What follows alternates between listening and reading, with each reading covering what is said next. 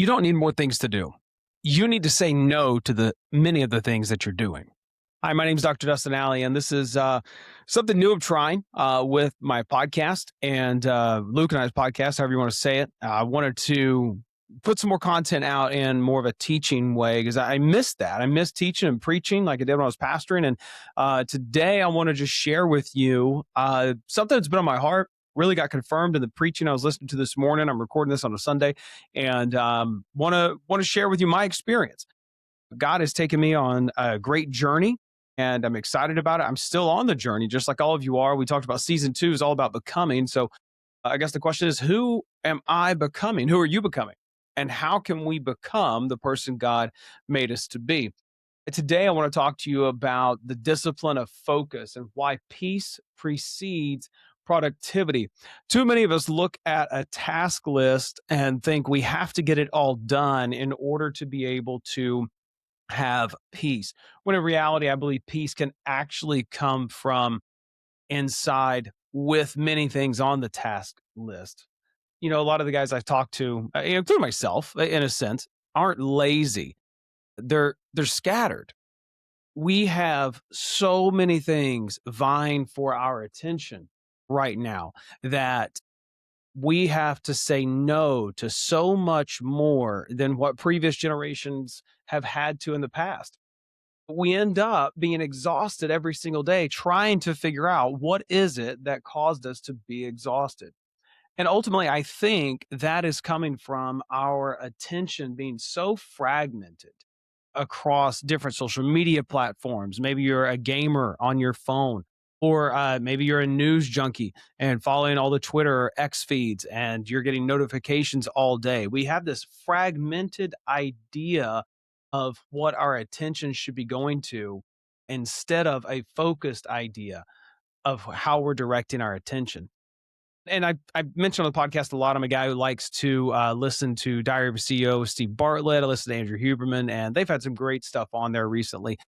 One talking about this fragmented attention, and one of the authors of The Anxious Generation, he's on there and had just having a great conversation and talking about how this fragmented attention is greatly impacting our children.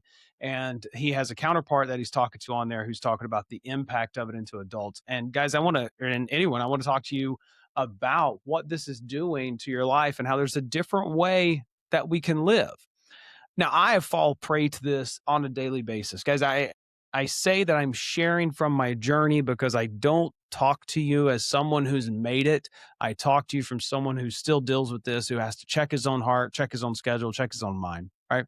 But Dr. David Strayer from the University of Utah did a study on multitasking and found that there is only 2.5% of people that can multitask effectively. And if you're like me, you're sitting there saying, oh, I'm one of them. I'm one of them. Well, listen, guys, if 100% of us are saying we're one of them, it's highly unlikely, right? I tell my stats students, it's not impossible. It's just highly improbable. And truly that's where we're at, because we actually don't multitask. We turn off our attention from one thing to turn it on to another. And we are paying a cognitive cost to that. And we're actually paying a relational cost as well. Gloria Mark at UC Irvine did a study and found that when something takes our attention from a task. So say you're in deep work, maybe you're a person who studies, or you're solving a problem sitting at your desk, or whatever it is you're doing. If we get distracted, it can take on average 23 minutes and 15 seconds to return to the same level of depth of thought on the original task that we were at. So essentially, if you are doing some deep work or you're trying to focus in on some things, in 1 hour, if you receive 3 notifications, you're not just losing those seconds, you're losing that entire hour. You're losing the depth that can come from that deep focus. And this is one reason I've turned notifications off on my phone for 98% of every app on there. There's very few people who can even get to me when my do not disturb feature is on. And I've had people get upset with me about that when I was in a ministry position. But truthfully, it was something to where I found that most of the time, what was an emergency wasn't an emergency. And if it was an emergency, they were able to get in touch with me. And some of us have to adopt that nowadays too. Modern science calls this the continuous partial attention. We are always scanning for what's around us and what's going on. We're always watching for the next notification, the next thing to happen. This is why in those moments in the car, and oh, I'm guilty of this. At the red light, you grab your phone. The moments of silence that you may have in your home, you grab your phone. You turn your TV on and you're watching something and you grab your phone. You're always scanning, always monitoring, always looking for something else rather than actually being fully present in the moment. And this really leads to a lot of disorder in your life. And while on the screen, if you're watching on YouTube, you're going to see there's a slide here that says the double mindedness, the ancient wisdom from the Bible, James 1:8. A double minded man is unstable in all his ways. Instability is not merely a spiritual problem, it's an attention problem. But you can't see it as just an attention problem and try to focus more and try to do this and try to will your way into it. You've got to see the matters of the heart that are at hand and spend time reducing the things that are distracting you while putting into place measures for you to focus on the things that are important to you. Scripture tells us in 1 Corinthians 14, as Paul wrote, he said, "For God is not a God of disorder, but of peace." See, all this that I've been talking about, the partial attention, the fragmentation of attention, I believe leads to a lack of peace. I believe it leads to disorder. I believe it leads to problems in your relationships with your spouse and with your children. And this tells us that the way we're operating can't be a way of God because God is not in the disorder. God is a God of peace. Does this mean we can't be led into situations where there will be disorder? Absolutely. However, in our hearts, we can have joy even in the midst of trials. We can have peace. Now, it's easier said than done. I get it. I've lived through it in the last couple of years. But peace in a biblical sense, it's not passivity, and it's not just sitting by a river playing a harp. It's not anything of that nature. It's structured harmony. It's building into your schedule and into your life opportunities to rest and to do nothing, which will bleed over into the times when you're active so that you can focus. This is about alignment. This is about us saying, I want to be aligned with the way God has called me to live rather than being pulled by every whim of my social media algorithm. Attention is a finite resource. You got to think of it this way, guys. If you're the CEO of a company and you're noticing that you're losing money every month and you can't figure out where, and then you're notice that if we keep doing this, we're going to go broke, right? Maybe do this in your own budget. Maybe you got some subscriptions you need to cancel. Hey, by the way, that free trial, it actually stops being free after the trial period. Some of us forget that. So go ahead and cancel it now. You can pause, go cancel it. But attention is a finite resource. It's something that as you're getting distracted, you got interruptions, all this overload, everything that's going on, you're giving it somewhere. It's leaking out of you. But is it leaking into the things? Are you purposely having it flow into the things, into the people that are most important to you? So Rachel and Stephen Kaplan use the term directed attention fatigue. And this is talking about the brain's capacity for sustained focus becomes depleted when constantly overused or interrupted. I don't know about you, but this is my life most days. I'm constantly getting phone calls. I'm constantly having to respond to text. I'm a teacher right now, so I've got kids constantly either asking questions or I'm having to teach. I'm having to grade. I'm having to put something together. I'm having to answer the question we all hate answering: what's for dinner tonight? And it can get exhausting. And at the end of the day, I feel like I've done nothing, but my mind is so thin. Maybe you're there too. I had to learn, and I'm still learning, I can't build anything meaningful without respecting the limits of my attention. It's why we changed the format of Men After God. It's why we stopped the coaching and all of that, and we gave all that stuff away for free. And now Luke and I just podcast, and we absolutely love it.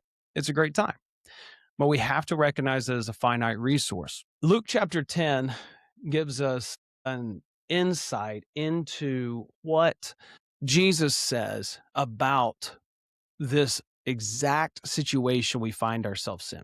And I'm afraid we sometimes see Luke chapter 2 and we're like, oh, okay, we shouldn't work. We should just focus on Jesus. Well, focusing on Jesus should lead to work. Okay. So here we have Mary and Martha. Martha is hosting these people and to include Christ in her home. and she's busy, she's serving. And the Bible speaks about how she's anxious or she's troubled about many things. I've always read this as, well, she just want to make sure the house is clean. That's what's there. But I recently came across a different idea, and it makes sense because I relate to it so much. So I can see it as reality for another human being. And maybe you're someone who could do the same thing. But this is Martha doing the dishes while thinking about how they still need to finish the preparation for the meal, while thinking about she's got to clean afterwards, while thinking about what was the score of the most recent football game of her favorite team. And I say that in jest, but at the same time, her mind is not present. She is troubled about many things. Whereas Mary, she chose one thing. She was focused. Yes, she was focused on Christ. See, Jesus didn't rebuke Martha for working. He rebuked her for being scattered. And when we go to the book of Genesis and we see how God creates things, we already saw God is a God of order, not disorder. He created things in order. He separated light from darkness before the multiplication of animals and things occurred. Our problem is that we will often see order as a restriction rather than it being the foundation of how we have to operate. I know when I operate with a schedule and I live by my schedule, I am more present. I am more impactful in the things that I do. I'm more impactful to the people that are around me because we have to decide what we're going to give our attention to. Because what we give our attention to becomes what we build. If our attention's scattered, the results are going to be scattered. They're going to be all over the place. And this comes from, and this was something my pastor hit on this morning as he was preaching, our internal life. If our internal life lacks order, our external life and our output is going to reflect that. So we can't just will our way into focus or into productivity or into peace. We have to pause, reflect, seek Christ, and allow him to bring peace to our hearts so that we can have peace in our lives. There's an economic case for focus. There's an economic case for the value of depth, if you will. There's a book out there called Deep Work by a guy named Cal Newport. He argues that the ability to focus without distraction on cognitively demanding tasks is becoming increasingly rare and increasingly valuable. Think about that, guys. Focusing on demanding tasks is becoming rare and valuable. I've I've written a lot of papers in my academic career. I've been an air traffic controller where I've spent hours on shift and hours on position controlling aircraft and multiple aircraft at a time, and very busy evenings or days with that. And while that is alternating, you're still staying focused on who did I tell what to, how am I organizing this and putting this together. And I've seen the great impact of being focused and being able to produce the work that's there. I've also seen the opposite to where I've allowed myself to be so stretched thin that I literally wrote a book and talked about how bad it was. I'm also hearing stories from my son because there's studies out there about Gen Alpha and Gen Z and how their attention is so fragmented that their inability to focus is inhibiting them from being able to just read a page of a book. I didn't say a book, y'all. I said a page of a book. He's even told me before, like I sit down and read and I get bored and I put it down. I'm like, yeah, okay, well, do something hard. Discipline yourself to be able to read. And that's something that he needs to learn to do, something we all need to be better at. And this is why we can look to Gary Keller's book, The One Thing. And here's this quote from him. He says, "The extraordinary results are directly determined by how narrow you can make your focus." We've heard it said from many that success is not defined by the things you say yes to, but by the things you say no to. And Gary really emphasizes that here. We're a culture obsessed with diversification, but a single-minded steward is the effective steward, the one who can say, no, this is who I am. This is who God's called me to be. This is what I do. And I am currently working at reducing my load down to one thing as best as I possibly can in the season God has me. Because guys, let's face it, that you can't just say, okay, I'm just going to be a husband if you have kids. Like you're a father too. Okay. You can't say I'm just going to be an employee because you're probably a husband or a father as well. There are different areas of life where you will split your attention and your focus. However, you can holistically approach them to make them all part of it. But can you include the amount of time that you are spending on your phone or some other hobby, maybe that is going to allow you to invest into them the way you want and into your relationship with the Lord? Honestly, I believe our relationship with Him is the first one that suffers when we decide to allow our attention to be divided. See, spiritually, this divided attention and the consequences of it manifests as distracted prayer, shallow engagement with Him. It's shallow worship. It leads to a lack of depth in our own hearts. Now, I've been accused of not having depth in my preaching and teaching, and I've said I don't teach depth. I try to bring deep biblical truth at a level everyone can understand, whether they've walked with Christ for 20 years or 20 minutes. And I do the same thing here. I try to. But when we are distracted, I know my relationship with God is the one that suffers the most. And it does. It makes me very, very shallow spiritually with Him.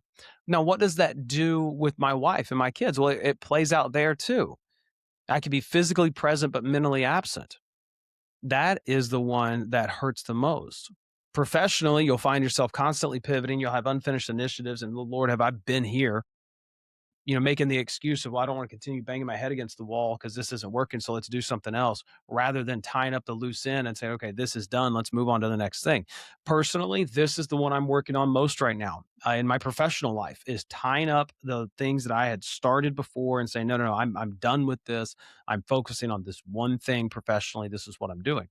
But relationally, how many times have you been on your phone and your kids come over to talk to you or your wife comes over to talk to you and you keep your phone out? Guys, that's not okay. You're showing what you really want to give your attention to, and you just have to give it to the child or spouse in the room.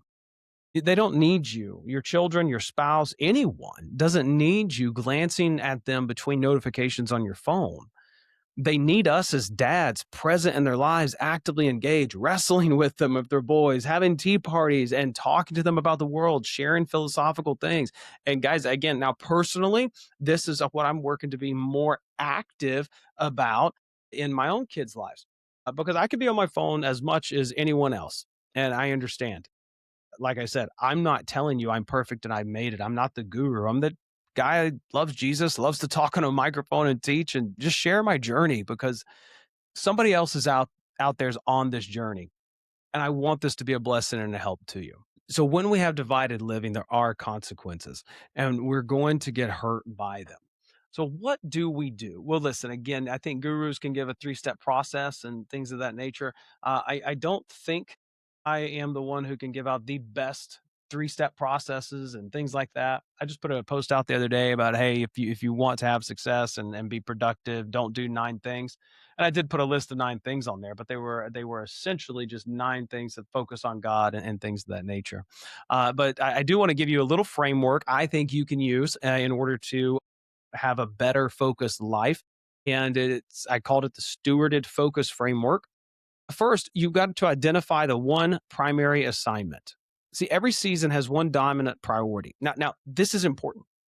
God's called you something to your entire life. However, in the midst of that, every season is a little different. You may have a season where the most important thing you've got to do, and now listen, I'm not diminishing this as a overall a lifespan, but your son is going through something and he needs your full attention because he needs dad to love him and be present with him and give him his time. So you don't get to read the book. You don't get to work out as much as you would want to or much as you were because your season changed. Okay. So every season needs to have a dominant priority. Now you can determine the length of your season. Hey, for this quarter, this is what I'm focusing on. Okay. Now I've done that. I absolutely love when I create my schedule like that. Shout out to my coach, Josh Tice, who taught me about a 168 and how to create that. Love when I live by that. But what you can't do is have multiple priorities. See, there was a time in the world when the word priority, it was just singular.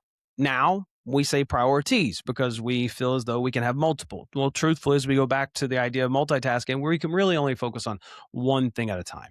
So, what's your primary assignment for the season that you're in based upon who God's made you to be? Maybe it's time to scale the business. Maybe it's time to just maintain the business and start working out and work on your health. Maybe your relationship with your wife needs the most attention and everything else is just going to maintain. It's okay. The hardest thing I've learned and I'm learning still is it's okay to wait, it's okay to maintain. You don't have to be building constantly running at full speed ahead on everything. The second thing that you can do in the stewarded focus framework is to eliminate good distractions. Most of you are not distracted by bad things. I'm sure you're not waking up and saying, you know what I want to do today? I want to go rob a bank. I'm just going to go do that. Or I'm going to go shoot up this place, right? You're not saying these things. These aren't bad things. Okay. You are, you have good things that you need to filter. So you've got a lot of great opportunities or good opportunities that are preventing you from doing the great thing. So if you take the good opportunities, you're going to filter them through the lens of who God called you to be, what the season you're in right now is, and then pick the one thing to live out during this season. The third thing is to protect your daily time. This way, you're not just giving leftover time to the things that are important, to the people that are important. You have protected time. This is where blocked scheduling comes in. Absolutely love this. Fantastic practice. You can always, always, always schedule a block of time for a task, for a date, for silence and rest, whatever it might be. You can do this before the day begins. You can schedule this at any point. Block scheduling is fantastic. Highly recommend it. The fourth thing here is to establish digital boundaries.